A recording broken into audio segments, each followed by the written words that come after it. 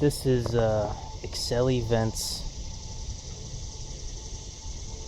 Stormwater Management Treevitalize funded tree planting. We started this in 2020 and then ended up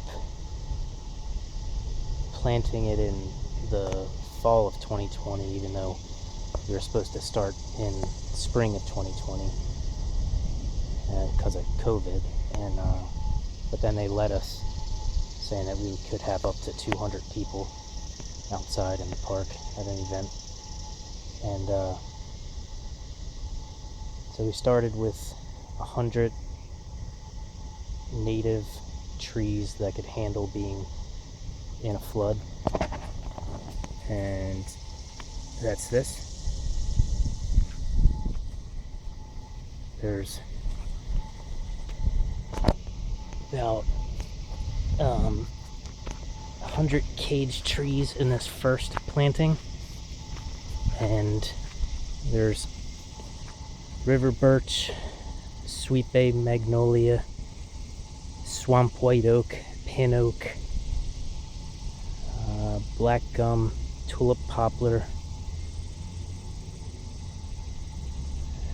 and a bunch of pawpaws, and a bunch of native shrubs such as elderberry, red chokeberry, winterberry, gray chokeberry. And this was in addition to that first year planting to another, I believe it was like 150 trees from Chesapeake Bay Foundation, and this was like black willow oak and a couple other mixtures of trees, and a bunch of different shrubs of the same kind.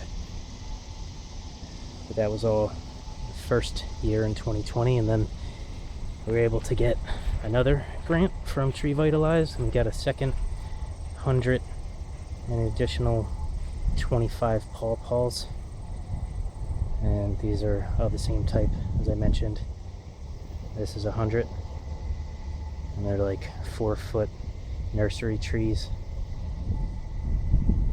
and now they're about 6-7 foot, but pretty cool. So this is the second 100,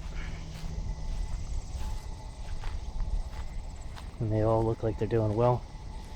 And this is in response to this is actually a priority flood zone, and the goal is to lessen the stormwater.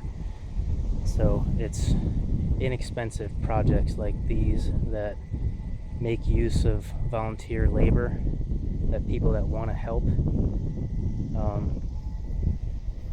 it makes us feel like we're doing something to help. So this was an additional 200 trees, 100 tulip poplar, 100 American sycamore, that was also supplied by Chesapeake Bay Foundation. And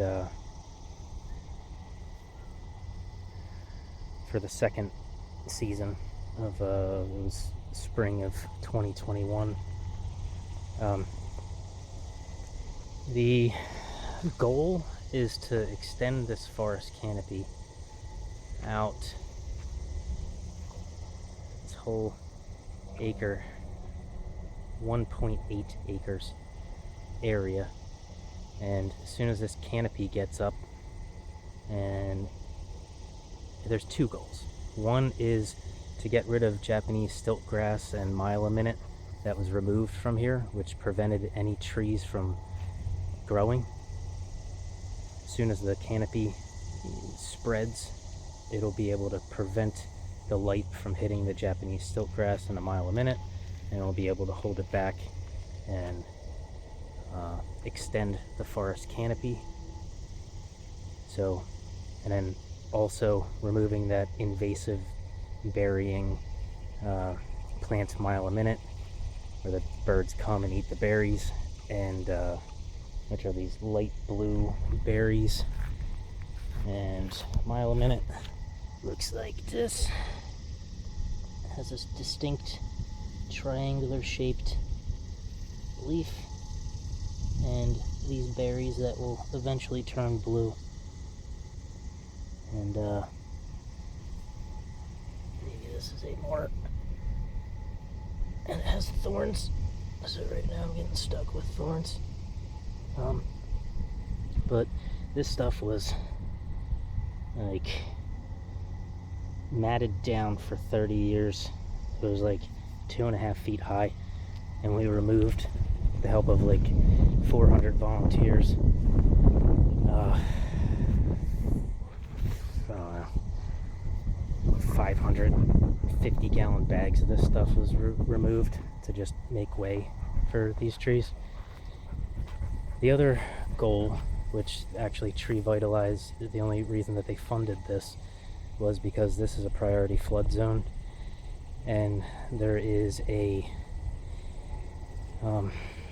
trees drink up a lot of water, so they help dissipate stormwater so that it doesn't enter the stormwater system, which helps with stormwater management by diverting the amount that goes into the creeks and rivers. So on an acre of land, 1 inch of rain for an hour generates something like 70,000 gallons. I'm going by memory. And then if it's, and that's like regular grass or a parking lot would generate that much water that runs off of it. If you have a forest, that lessens that amount by like 90%. It goes down to like either 7,000 gallons out of the same acre for an inch of rain. And that's the goal. Lessen stormwater. And it's inexpensive compared to the civil engineering projects that are actually expected of local municipalities to lessen the stormwater. It's called MS4 goals. They actually have to, they're given target areas where they lessen stormwater through either a engineering project, or they can do stuff like this. And it would actually, it puts the cost on the local municipality, so they would have to tax and do it with their resources. It's down to the jurisdiction of where the flooding occurs. So that's Excel events, stormwater management, reforestation of Neshaminy State Park. And again, this is about 4 grants over 2020 and 2021. And we've had about 400 volunteers. And it's been a positive experience, and I hope this helps lessen the stormwater.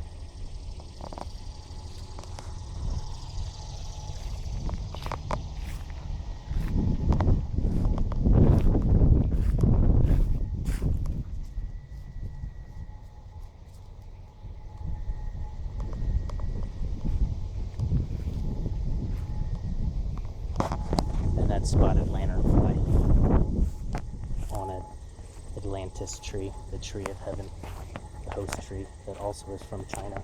That's why they feed on it. It turns fungus on their body, turns everything around the tree and up the tree black because of the fungus as they feed on it. And separately, there's a whole bunch of methods that they're trying to do to get rid of spotted lanternfly. There's 3 here. This one, that one, and that one. The park had tried to herbicide them to get rid of them, but it only worked on one of them.